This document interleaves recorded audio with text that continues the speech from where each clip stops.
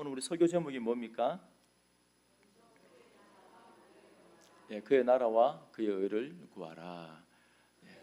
미리 다 말씀드리면 기대감이 좀 상실되겠지만 오늘 이 본문을 통하여 세 가지를 봅니다. 첫 번째는 뭡니까? 뭐냐 하면은 최선을 다하여서 예배를 드리십시오. 이겁니다, 주제가. 왜냐하면 그 은혜가 있어요. 최선을 다하여 예배를 드리십시오. 자, 두 번째는 먼저 그의 나라와 그의 의를 구하십시오. 두 번째 주제입니다. 자, 세 번째는 함께 교회를 세워갑시다. 성전을 세워갑시다. 함께가 중요합니다. 자, 다시 첫 번째는 뭐라고요? 최선을 다해 예배드립시다. 은혜가 있어요. 두 번째는 먼저 그의 나라와 그의 의를 구하는 삶을 살아갑시다. 세 번째는요, 함께 성전을 세워갑시다. 함께. 자, 이 세 주제를 가지고 오늘 본문을 말씀을 드리겠습니다. 이제 다윗이 죽고 이제 솔로몬이 이제 왕이 되었습니다. 왕이 되어서 가장 먼저 한 게 뭐냐면 예배입니다. 예배. 여러분, 먼저 그의 나라와 그의 의를 구하라. 그리하면 이 모든 것을 너희에게 더하시리라. 야, 참 멋지잖아요. 근데 이게 기복적인 신앙이 아니에요. 너 그의 나라와 그의 의를 구하면 내가 줄게 하고 기복적인 신앙이 아니고, 그의 나라와 그의 의를 먼저 구해야 될 이유가 뭡니까? 여러분, 우리 신앙생활 할 때 그의 나라와 그의 의를 먼저 구해야 될 마땅한 이유가 뭡니까? 이 우선순위의 문제입니다. 바로 그분은 전능자, 창조주 하나님이시기 때문에, 우리는 피조물이기 때문에, 그러면 삶의 모든 우선순위에 우리가 이게 연세 많은 분들, 젊은 분들 함께 있으면 어떻습니까? 항상 우선순위를 누구에게 둬요? 연세 많으신 분들에게, 어른한테 주잖아요. 당연한 거죠. 그러니까 하나님과 우리의 관계에 있어서 항상 하나님이 우선순위에 있습니다. 먼저 그의 나라와 그의 의를 구하라는 것은, 두 번째는 하나님의 주권을 인정하는 고백입니다. 그래서 그 말씀의 통치 가운데 순종하는 삶을 살아가는 것이 그의 나라와 그의 의를 구하는 것인데, 그런데 이렇게 피조물과 창조주의 바른 관계가 되어질 때, 지난주도 말씀드렸지만 우리 하나님은 은혜를 안 부어주실 때가 있습니까? 없습니까? 없어요. 우리 마음이 둔해져서, 우리 마음이 굳어져서 하나님의 은혜를 경험하지 못해서 그렇지, 우리 하나님은 은혜를 안 주신 적이 단 한 번도 없어요. 지금 이 순간에도 끊임없이 우리에게 은혜로 임하시고 부어주시는 줄로 믿으시기 바랍니다. 집중하십시오, 말씀에. 그러니까 피조물과 창조주의 올바른 관계가 되어진다면 마땅히 하나님께서 모든 것을 주시는 분입니다. 하나님은 나보다 나에 대해 더 잘 아십니다. 뭐가 부족한지 나보다 더 잘 알아요. 내가 생각할 때는 이게 더 있었으면 좋겠고, 이게 더 있었으면 좋겠고, 우리 하나님은 아니야. 내가 너를 만들었거든. 내가 너의 인생 통째로 다 보고 알고 있거든. 너에게 필요한 건 이거야. 가장 중요한 것을 우리에게 주시는 거예요. 그럼 먼저 그의 나라와 그의 의를 구하는 삶의 가장 첫 번째가 뭐냐면 예배입니다. 예배. 다시, 그의 나라와 그의 의를 구하는 삶의 가장 첫 번째, 가장 기본적인 게 예배입니다.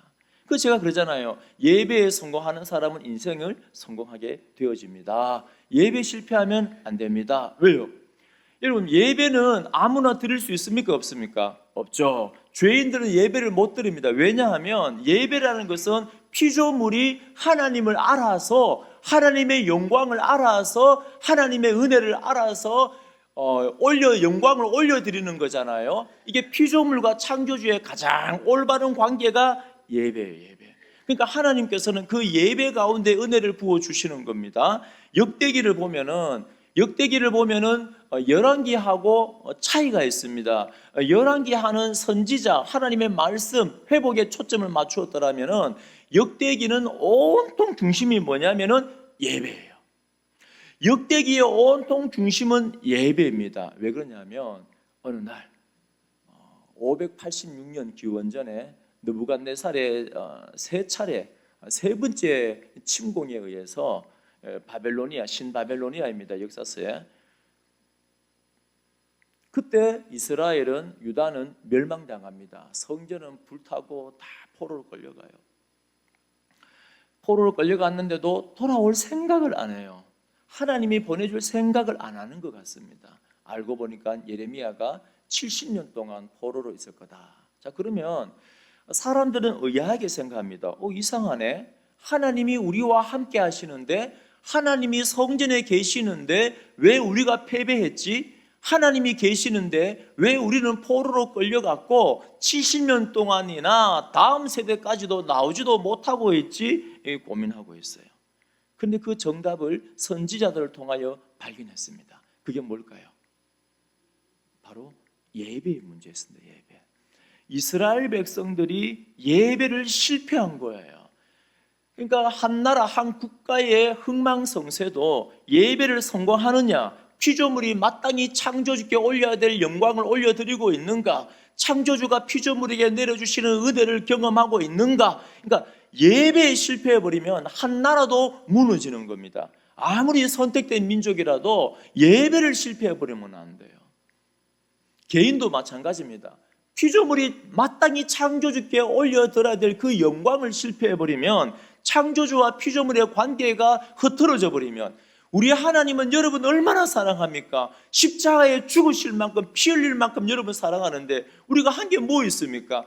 하나님과의 원수의 관계에서 죄 짓는 것밖에 없었는데, 하나님께서 성령을 보내주어서 우리를 선택하여서 회개케 만드시고 그 앞에 용서함 받게 만드시고 하나님의 자녀의 신분을 회복했지 않습니까? 잃어버렸던 하나님의 형상을 100% 하나님의 은혜로 회복했잖아요.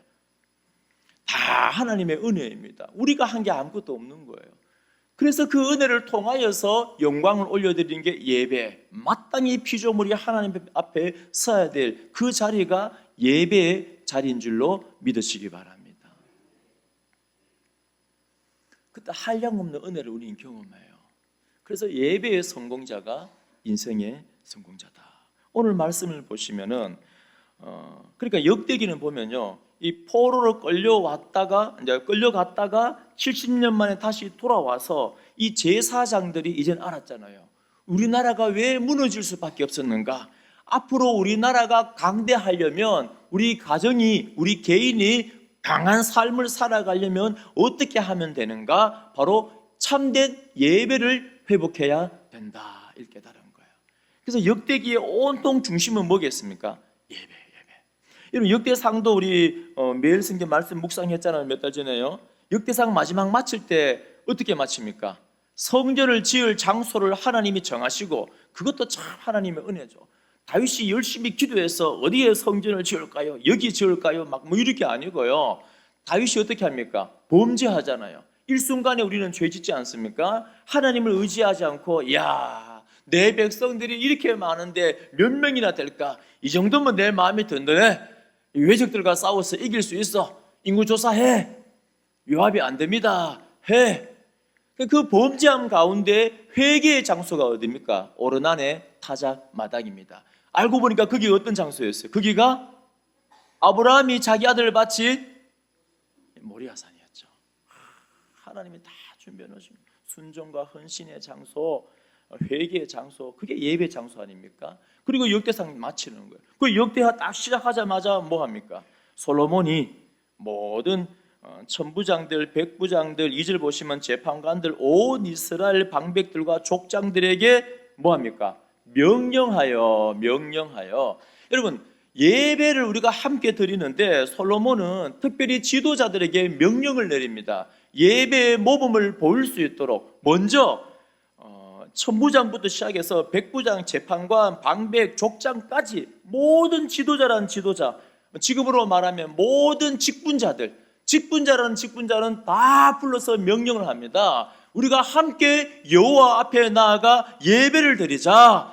예배를 드리고 이 나라를 이끌어 가자. 그리고 나와서 온 회중과, 3절에 보면 솔로몬이 온 회중과 함께 기브온 산당으로 갑니다. 그리고 우리가 너무나 잘 아는 6절 보십시오. 여호와 앞 곧 회막 앞에 있는 놋 제단에 솔로몬이 이르러 그 위에 1000마리 희생으로 번제를 드렸더라. 1000 번제를 드리는 거예요. 일천 번제를 드렸다 하니까 아이고 우리가 볼 때 굉장히 지금으로 말하면은 헌금을 많이 했다, 재물을 많이 바쳤다, 그런 개념이 아닙니다. 그런 개념이 아니고 최선을 다하여서 하나님 앞에 영광스러운 예배를 드렸다, 그 말입니다. 여러분, 이게 보살레리 만든 노제단은 크기가 5규빗밖에 안 돼요. 그게 뭐 소 한 마리, 두 마리밖에 못 올라갑니다. 그럼 1000마리 어떻게 합니까? 그 마당에서 하나님 앞에서 열정적으로 최선을 다하여 그 희생을 드리며 하나님의 은혜입니다, 우리가 살아가는 것도 모든 것이 하나님의 은혜입니다 하고 영광스럽게 예배를 드린 거예요. 그래서 일천 번제를 드렸습니다. 이렇게 예배를 드릴 때 어떤 놀라운 은혜가 있는가? 이 피조물이 마땅히 하나님 앞에 서야 될 그 예배의 자리에 서 있을 때 어떤 은혜가 있는가? 7절 보십시오. 그날 밤에 하나님이 솔로몬에게 나타나. 그리고 8절에 솔로몬이 하나님께 말하되 주께서 전에 큰 은혜를 내 아버지 다윗에게 베푸시고, 그 이후의 말씀을 보면은 뭐냐면은 우리가 바르게 열정적으로 하나님 앞에 예배를 드리고 피조물의 원래의 자리로 돌아갔을 때 하나님께서 어떻게 합니까? 임재하십니다. 나타나세요. 그리고 어떻게 합니까? 은혜를 부어줍니다. 솔로몬은 말합니다. 우리 아버지에게 주었던 그 은혜 지금도 굳게 해주세요. 그 말이 뭡니까? 지금도 그대로 은혜 내려주세요, 그 말인 겁니다. 여러분, 우리 진심으로 신령과 진리로 하나님 앞에 예배드릴 때 하나님께서 우리 가운데 임재하시는 줄로 꼭 믿으시기 바랍니다. 여러분, 부모님들 다 알잖아요. 여러분, 자녀를 바라보면은 하나라도 안 주고 싶어요? 하나라도 주고 싶어요? 물론 육신의 부모는 육신의 자녀가 너무 힘들게 하면 이놈 하고 주기 싫은 마음이 생길 때도 있지만 우리 하늘 아버지는 단 한 번도 변함이 없습니다. 우리 하늘 아버지는 아까도 말씀드렸지만 우리가 선하게 살았기 때문에 하나님의 자녀로 부름받은 거 아니에요. 우리가 하나님과의 원수의 관계에 있을 때, 또 앞으로 여러분 또 죄 지을 거잖아요. 하나님이 여러분 죄 지을 거 모르고 부른 거 아닙니다. 여전히 연약하고 부족한 거 알지만은 하나님이 우리 창조주고 우리 아버지이기 때문에 우리를 사랑하는 거예요. 그 은혜를 주고 싶어서 안달나신 분입니다. 그런데 우리가 이제 하나님의 은혜로 이 예배자의 자리에 왔습니다. 그 은혜로 최선을 다해 찬양을 드리고 박수를 치고 때로는 마음 열고 말씀 듣고 아멘합니다. 그러면은 우리 하나님이 임재하실까요? 안 하실까요? 은혜를 부어주시겠습니까? 안 부어주시겠습니까? 여러분, 기대하십시오. 예배드릴 때마다 어떤 분들은 그래요. 이렇게 예배드릴 때마다 오늘 하나님께서 어떤 음성을 들려줄 것인가, 어떤 은혜를 주실 것인가, 이런 기대하는 마음을 갖고 오는 분도 계시지만 때로는 오늘 교회 가기 싫다, 날도 선선한데 떳떳한 이불 속에서, 그럴 때도 있단 말이에요. 하필이면 오늘 그 재미난 곳에 여행을 가느냐, 친구들이 어쩔 수 없다, 하나님 다음 주에. 그러니까 여러 가지 이유들로 인하여서. 그런데 우리 하나님은 이 예배자의 자리에 나올 때 우리 하나님은 여러분 너무 사랑합니다. 일단 오고 나면 어때요? 이 예배자의 자리에 섰을 때 하나님은 우리 가운데 임재하십니다. 꼭 믿으시기 바랍니다. 그리고 은혜를 주시는 거예요. 출애굽기 40장 마지막에 보면 출애굽기 40장이 출애굽의 마지막 장입니다. 마지막 장은 성전을 완공하고 나서 끝이 나요. 이 성막이 완성이 되어집니다. 그러자 어떤 일이 일어납니까? 하나님이 강하게 임재합니다. 구름이 회막에 덮이고 여호와의 영광이 성막에 충만하매. 역대하 5장도 우리가 보고 이 5장도 역대하도 5장에 넘어가면 솔로몬이 성전을 드디어 완공을 합니다. 완공을 하고 나면 어떤 일이 일어나느냐? 제사장들이 그 구름으로 말미암아 능히 서서 섬기지 못하였으니 이는 여호와의 영광이 하나님의 전에 가득함이었더라. 아멘. 자, 여러분들 마음의 눈을 열고 한번 보십시오. 우리가 진심으로 예배드릴 때 하나님의 영광이 이 예배 가운데 우리 심령 가운데 가득한 줄로 믿으시기 바랍니다. 하나님은 여러분들을 사랑하는 거예요. 그러니까 이 예배의 성공자가 왜 인생의 성공자가 되냐 하면 하나님의 임재하심을 경험하고, 오늘 솔로몬이 하나님이 나타나니까, 임재하니까 어떤 일이 일어납니까? 아버지 다윗에게 주었던 그 은혜를 지금 내게 주옵소서. 하나님의 은혜가 임하는 거예요. 히브리서 4장 16절에 보면 그러므로 우리는 긍휼하심을 받고 때를 따라 돕는 은혜를 얻기 위하여 은혜의 보좌 앞에 담대히 나아갈 것이니라. 아멘. 하나님 앞에, 그 보좌 앞에 나아갈 자격이 없었는데 십자가를 통하여서 나아갈 자격이 주어졌습니다. 그러면은 때를 따라서 돕는 은혜를 얻기 위하여서 그 보좌 앞에 담대히 나아가십시오. 그러니까 예배의 장소에, 하나님이 계시는 곳에 예배에 최선을 다해 담대하게 나아가라는 겁니다. 그러면은 예배 가운데 하나님이 임재하시고 어떤 은혜를 주십니까? 때를 따라 돕는 은혜를, 때를 따라 돕는 은혜를. 여러분, 우리가 이 땅을 살아갈 때 많은 문제들이 있습니다. 여기저기서 문제들이 터져요. 안 일어나면 좋겠는데 여기 가정에도, 내 삶에도, 인간관계에도 여기저기. 근데 그 많은 문제들이 생길 때마다 우리를 어떻게 이겨냅니까? 인간적인 방법으로, 인간적인 생각으로, 인본주의로가 아니고 하나님께서 모든 예배자에게 어떤 은혜를 주시냐면은 하나님의 은혜를 부어주어서, 말씀의 능력을 부어주어서 하나님을 바라보게 만들어서 그 때에 따라 많은 문제들 가운데 그 문제들을 거뜬히 이겨낼 수 있는 돕는 은혜를 주시는 줄로 믿으시기 바랍니다. 그러니까 예배의 성공자들은 인생의 성공자가 되는 거예요. 우리가 예배 가운데 들었던 하나님의 그 음성과 말씀을 통하여 내 마음을 만지고 고치시는 그 은혜를 통하여서 우리가 때를 따라 돕는 은혜를 누리는 거예요. 호세아 6장 3절에 보면 그러므로 우리가 여호와를 알자, 힘써 여호와를 알자. 그의 나타나시면 새벽빛같이 어김없나니 비와 같이 땅을 적시는 늦은 비와 같이 우리에게 임하시리라. 아멘. 그러니까 하나님께서 어떤 분입니까? 새벽 빛같이 어김없이, 또 늦은 빛처럼 어김없이 우리에게 임하신대요. 지난주에 우리가 스바냐 3장 5절 말씀으로 아침마다 빠짐없이 자기의 공의를 비춘다. 우리 하나님은 어김없이 이 새벽 빛처럼 우리에게 임재하시고 어김없이 우리에게 나타나서 은혜를 주시는 분입니다. 예레미야 애가 3장에 보면 이런 말씀도 있습니다. 여호와의 인자와 긍휼이 무궁하심으로 우리가 진멸되지 아니함이니이다. 이것들이 아침마다 새로우니 주의 성실하심이 크시도소이다. 여러분, 애가가 배경이 어떻습니까? 예레미야 애가의 배경. 애가는 예루살렘 성전이 다 회파당하고 포로로 끌려가고 너무너무 처량한 시세잖아요. 그런데 그 가운데서도 오늘 예레미야는 뭐라 말합니까? 하나님의 은혜가 무궁하심으로 아침마다 새롭습니다. 그러니까 우리의 이 삶이 때로는 핍박 가운데 있다 할지라도, 때로는 너무 힘든 환경 가운데, 고난 가운데, 어둠의 터널 가운데 있다 할지라도 하나님의 은혜는 날마다 새롭게 부어주시는 거예요. 얼마나 감사합니까? 바로 그 은혜를 우리는 어디서 누리는가? 가장 기본적으로 예배의 자리에 최선을 다해 우리가 창조주께 예배를 드릴 때 우리 하나님은 그 은혜를 주시는 겁니다. 사랑하는 모든 성도님들, 한 분도 빠짐없이 예배의 성공자가 되시기를 축원드립니다. 하나님의 임재와 때를 따라 돕는 은혜를 누리시기를 축원드립니다. 자, 두 번째는 뭐라 했습니까? 먼저 그의 나라와 그의 의를 구하라. 이제 솔로몬이, 하나님께서 솔로몬에게 내가 네게 뭐 줄까? 그러니까 하나님이 솔로몬을 볼 때 너무 이쁘잖아요.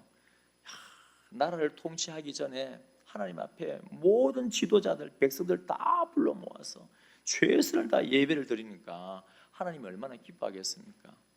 내가 너에게 뭘 줄까? 근데 솔로몬이 뭘 달라 합니까? 많은 백성을 내게 주셨으니까, 많은 백성의 왕으로 나를 삼으셨으니까 주님은 내게 지혜와 지식을 주세요. 지혜와 지식을 주세요. 그래서 백성을 다스리겠습니다. 이게 얼핏 보면은 솔로몬이 내 백성을 다스릴 지혜를 주세요. 그게 아니에요. 뭐냐면은 솔로몬은 아는 겁니다. 여러분, 이 많은 백성은 누구의 것입니까? 솔로몬 겁니까? 하나님 겁니까? 하나님 거죠. 여러분 혹시 내 거 있습니까? 내 거? 내 거 있는가요?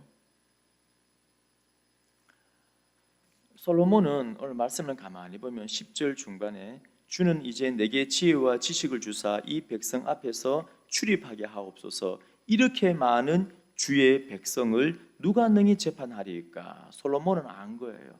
이 많은 백성들 내 거가 아니고 누구 겁니까? 주의 백성이다. 하나님이 왜 감동받고 이뻐했냐면 11절 마지막에 보십시오. 오직 내가 네게 다스리게 한 내 백성, 주의 백성 10절에 11절에 내 백성 한 동그라미 쳐 보십시오. 그럼 솔로몬은 뭘 구한 겁니까? 아니 솔로몬도 사람인데 아이고 이왕이면은 하나님 나 부자 되게 해주세요. 이왕이면은 주변에 적들이 너무 많은데 용감한 장수들 멋진 무기들을 내게 주세요. 이렇게 왜 안 구하고 싶었겠습니까? 그런데 뭡니까? 먼저 그의 나라와 그의 의를 구하는 겁니다. 하나님, 하나님의 백성, 이게 하나님의 백성 내보고 지금 다스리라고 주었는데 하나님 나는 능력이 없습니다. 하나님의 백성을 다스릴 수 있는 지혜와 지식을 주세요. 그래야 할 때 하나님께서 어떻게 합니까? 12절에 내가 네게 지혜와 지식을 주고 부와 재물과 영광도 주리니 내 전의 왕들도 이런 일이 없었거니와 내 후에도 이런 일이 없으리라. 그러니까 하나님께서 먼저 그의 나라와 그의 의를 구하는 솔로몬의 이 고백을, 이 삶을 보고 하나님께서 모든 것을 대해줍니다. 14절부터 그 내용이 나옵니다. 마병도 병거도 많고 15절 보면 예루살렘에는 은금이 얼마나 많은지 돌같이 흔하게 되고 이 그 귀한 백향목을 평지에 뽕나무같이 많게 하였더라. 다 채워주는 겁니다.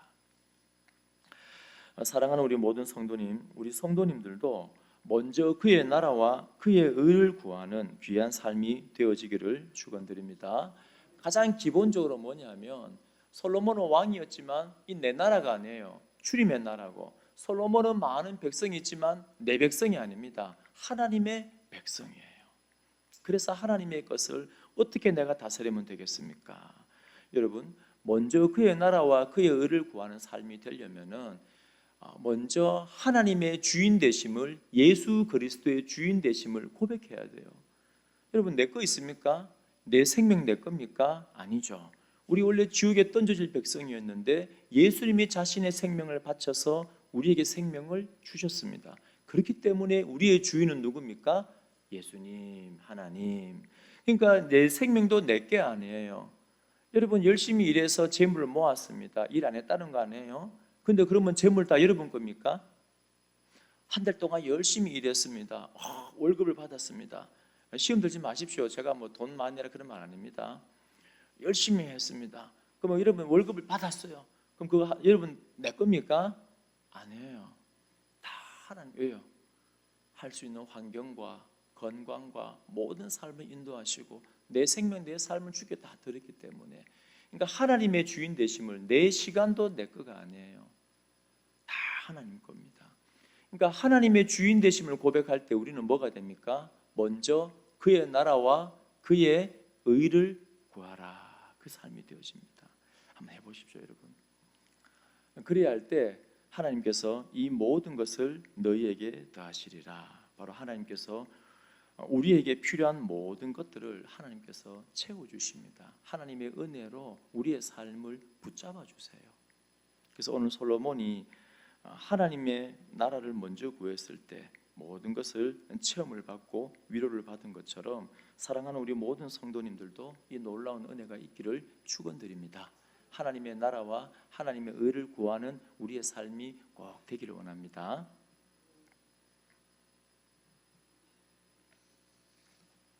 자, 세 번째는 뭡니까?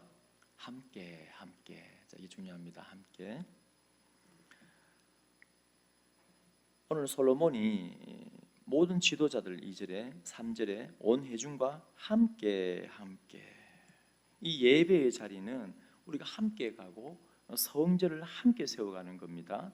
이렇게 모세가 세운 이동용 성소에서 예배를 드리고, 자 2장부터 뭐가 나옵니까? 드디어 솔로몬이 성전을 건축합니다.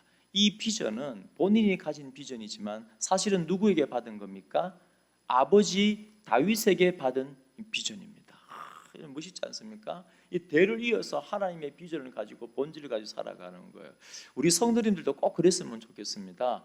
우리 성도님들 자녀들에게 자주 말씀드리지만 그 부동산 물려주지 말고 돌아가실 때 부동산은 교회에다 다 헌물하세요. 우리 좀 이렇게 요양원 좀 짓게.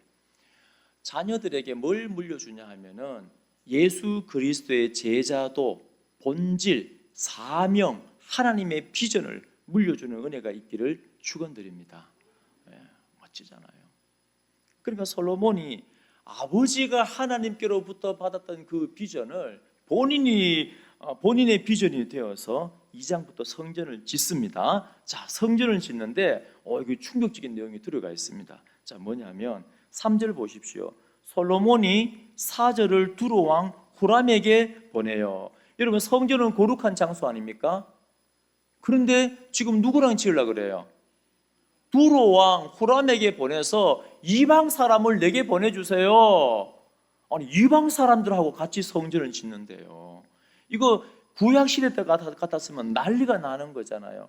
여러분, 이게 세 번째 참 중요한데 꼭 기억하십시오. 성전은, 교회는 누가 세우냐면 어느 한 사람이 세우는 게 아닙니다. 함께 세우는 겁니다. 자, 그런데 누구와 함께 하냐면은 이방 사람들. 그래서 7절 마지막에 보면 다윗이 유다와 예루살렘에서 준비한 나의 재주 있는 사람들과 함께 일하게 하고, 그러니까 11절부터 두로 왕이 솔로몬에게 답장을 보냈는데 알겠습니다. 우리 사람을 보내겠습니다. 그래서 14절 마지막에 당신의 재주 있는 사람들과 당신의 아버지 내주 다윗의 재주 있는 사람들과 함께 일하게 하소서. 그러니까 구약의 성전도 어떻게 지어졌냐면은 그렇게 무시하던 이방인들, 이게 하나님의 섭리입니다. 이방인들과 함께 성전을 지은 거예요. 자, 1절 보십시오. 2절 보십시오. 2절요. 2절 보면 일꾼이 많이 필요하잖아요. 솔로몬이 이에 짐꾼 7만 명과 산에서 돌을 떠낼 자 8만 명과 이를 감독할 자 3,600명을 뽑고, 많은 사람들 일꾼은 몰려왔죠. 이 일꾼의 정체가 뭔지 아십니까? 자, 17절 다 함께 읽겠습니다. 시작.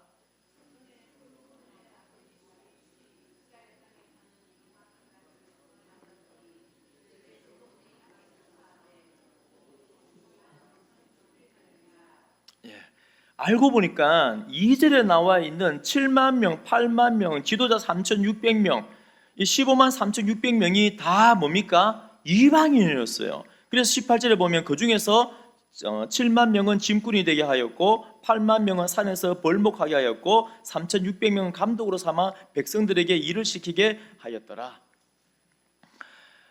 그러니까 지금 성전 예배를 굉장히 강조하고 있는데 역대기에서, 근데 가장 먼저 강조하는 게 뭐냐면 예배.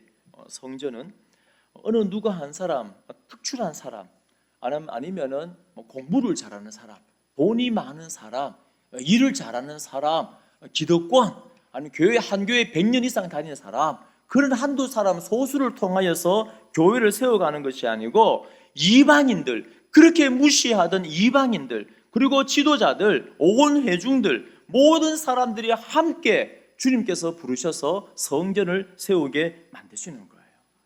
이게 하나님의 섭리입니다. 미가 4장 6절에 보면 여호와께서 말씀하시되 그날에는, 이제 그날은 뭐 아시겠죠? 워낙 많이 나오니까 뭐 선지서에 다 나오면 그날, 다 나오는 그날. 신약에 보면 주님의 재림의 날, 여호와의 날에, 자, 그날에 내가 하나님의 사람을 모으는데 어떤 사람을 모으는 줄 아십니까? 저는 자, 다리 저는 자를 모으며 쫓겨난 자를 모으는 거예요. 환난 받게 한 자를 모읍니다. 발을 저는 자를 모읍니다. 이런 자들을 모아서 뭐 하냐면은 남은 백성이 되게 하고, 함께 고백합니다. 남은 백성이 되게 하고, 남은 백성이 되게 하고.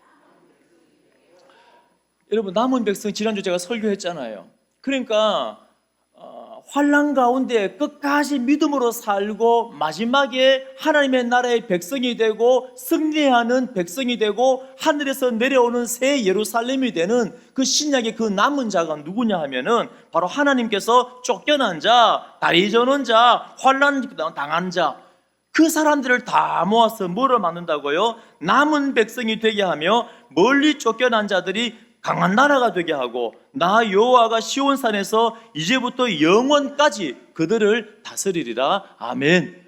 그러니까 하나님께서 다스리는 하나님의 왕국, 하나님의 나라는 누구로 구성되었습니까? 잘나고 공부 잘하고 많이 배웠고 힘이 세고 권력이 있고 그런 사람들을 통하여서 교회가 하나님의 나라가 세워지는 것이 아니고 무시당하는 이방인, 환난당한 사람들, 쫓겨난 사람들, 누가복음 4장에 보면 예수님께서 이런 말씀합니다. 대희년의 때를 말씀하는데 주의 성령이 내게 임하셨으니 이는 가난한 자에게 복음을 전하게 하시려고 내게 기름을 부으시고 나를 보내사 포로된 자에게 자유를, 눈먼 자에게 다시 보게 함을 전파하며 눌린 자를 자유롭게 하고 주의 은혜의 해를 전파하게 하려 하심이라 하였더라.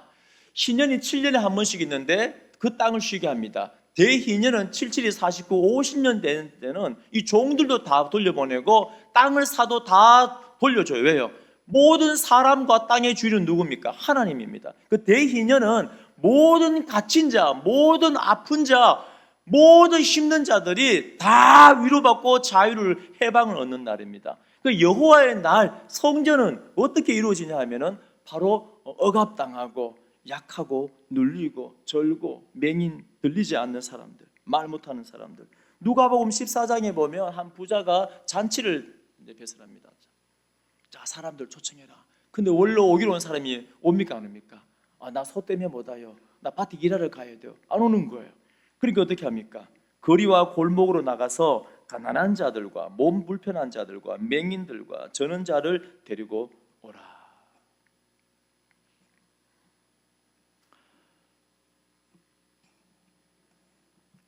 우리는 어떤 사람이었습니까? 여러분, 여기는 강한 사람이 한 사람도 없습니다. 알고 보니까 우리는 어떤 사람이었냐면 세상적으로 볼 때는 많이 배웠을 수도 있고 권력이 있을 수도 있고 기득권이 있을 수도 있지만 그러나 하나님의 관점에 바라볼 때 이 세상에 강한 자는 한 사람도 없습니다. 우리는 하나님을 보지 못하는 맹인이었습니다. 맹인 아닙니까? 하나님 못 보면은 어떻게 우주 만물을 창조하시고 우주 만물 가운데 충만한 분을 못 봐요? 근데 우리는 못 봤잖아요. 그 하나님 앞에 나가지 못하는 사람은 다리 저는 사람 아닙니까? 하나님 앞에 기도하지 못하는 사람은 벙어리 아닙니까? 하나님 앞에 찬양 못하는 사람은 벙어리죠. 그러니까 알고 보면 우리가 다리 저는 자였고 우리가 맹인이었고 우리가 귀머거리였고 하나님의 음성을 듣지 못하는 연약한 사람들이었습니다. 그럼 교회는 어떻게 세워지냐 하면은 교회는 강한 자들을 통하여 세워지지 않습니다. 제가 종종 말씀드리지만 강한 사람은 하나님이 못 써요. 교만했어요. 내가 할 수 있다. 내가 해야 된다. 내 교회다. 가라. 못 써요. 어떻게 씁니까? 하나님이 바울을 사용할 때요. 바울이 사역은 대단하잖아요. 바울이 1차, 2차, 3차 전도 여행하면서 온 유럽에 막 복음을 전하잖아요. 그런데 바울이 어떻게 합니까? 하나님이 사랑하는 사람은, 하나님이 쓰는 사람은 십자가 은혜를 알게 하여서 네가 얼마나 약하고 못난 걸 보여주세요. 그러니까 바울이 3번이나 기도하잖아요. 바울은 지나가서 그 당시 사도들은 그림자만 지나가도 병이 나았는데 바울이 그런 많은 능력을 행했는데 정작 자기 병은 3번이나 기도했는데 하나님이 낫게 합니까? 안 낫게 합니까? 낫게 안 해요. 안 그래도 사람들이 지금 바울을 비난하고 있는데 지 병도 낫게 못하면서 뭔 사도야. 말도 오늘한데 뭔 사도야. 막 난리가 났는데 하나님이 다 낫게 해주면 얼마나 막 힘이 납니까? 그건 우리 생각이고 하나님은 누구를 통해서 복음을 전하고 누구를 통해서 교회를 세워가시는가? 누구를 통해서 비전을 세워가냐면은 약한 사람들. 그래서 바울을 사용하기 위해서 어떻게 합니까? 병을 낫게 안 해줘요. 여전히 약한 가운데 내버려둡니다. 여전히 고통 가운데 버려두는 거예요. 그래서 뭘 합니까? 네 은혜가 네게 충분해. 족하다. 내가 생각할 때는 이게 필요하고 이게 필요하지만 아니요. 하나님께서는 내가 뭘 필요한지 하나님이 더 잘 아십니다. 중요한 거는 하나님은 약한 자를 부르시고 약한 자를, 겸손한 자를 사용합니다. 그래서 그 사람들이 함께 모여서 함께 주의 몸된 교회를, 성전을, 예루살렘을 세워가고 그 약한 자를 통하여 그날에 하나님께서 하나님의 왕국을 세워가는 줄로 믿으시기 바랍니다.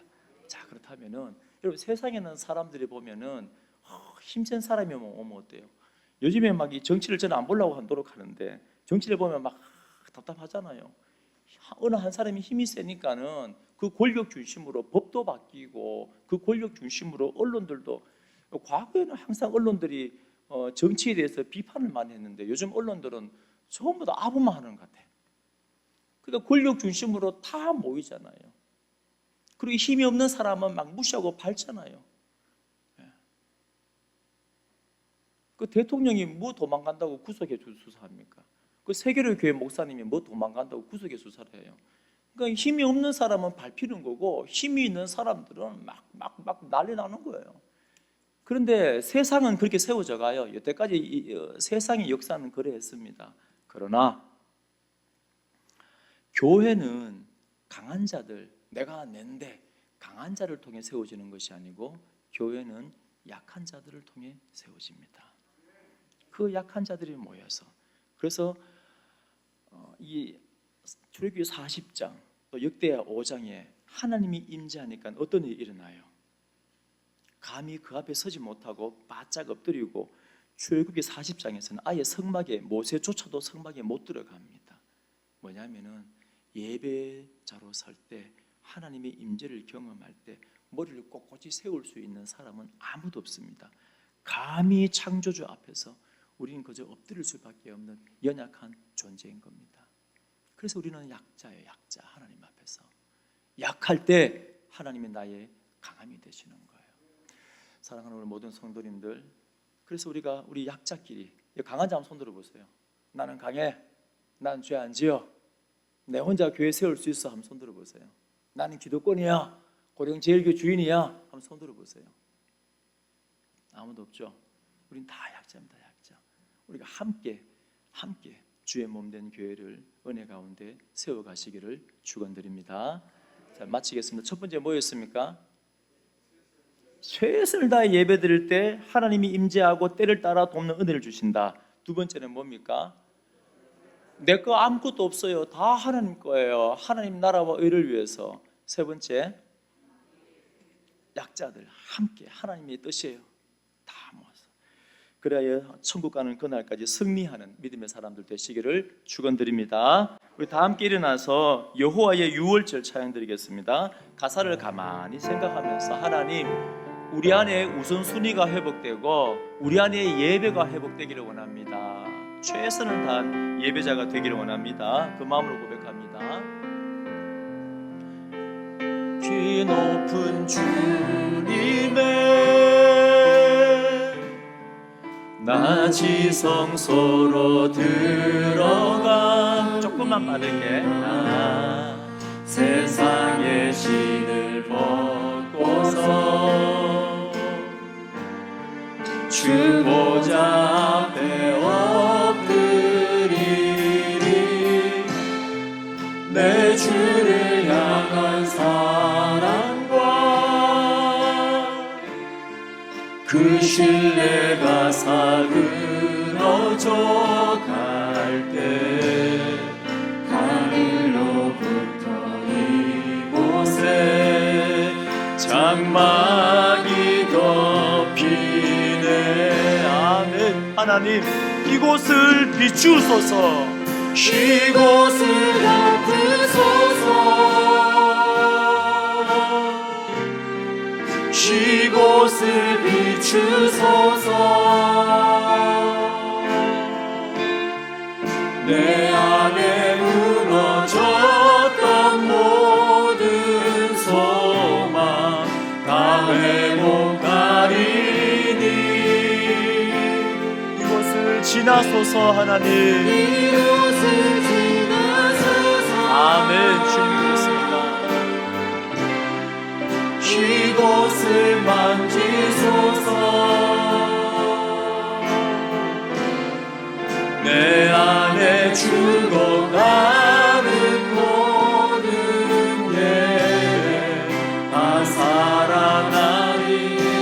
번 더 믿음으로 고백합니다.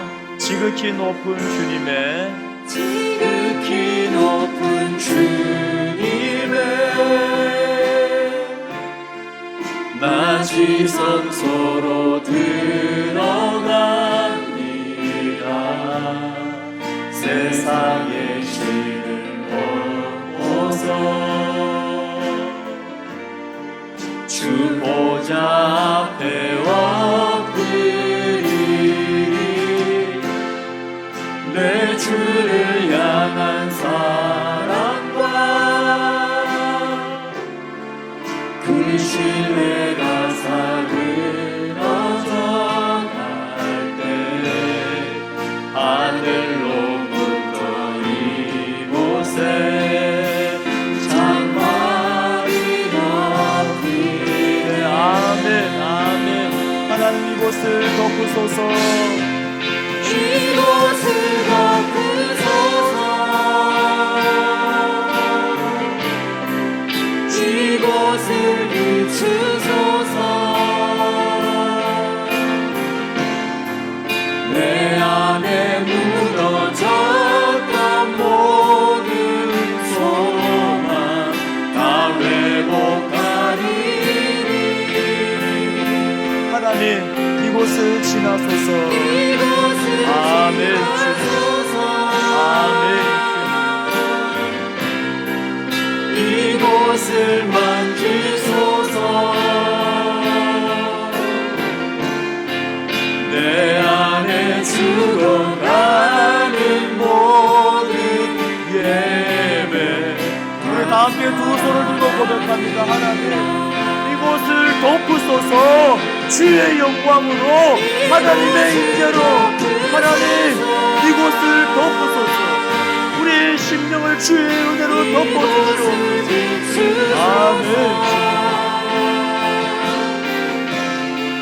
내 안에 무너졌던 모든 소망 다 회복하리니.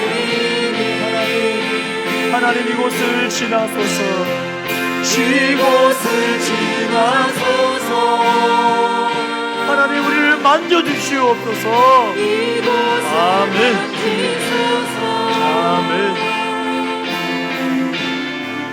내 안에 죽어가는 모든 예배 다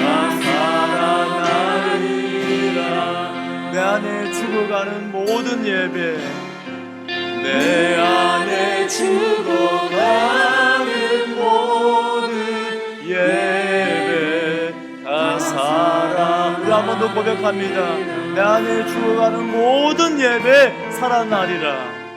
내 안에 죽어가는 모든 예배 다 살아나리라. 할렐루야.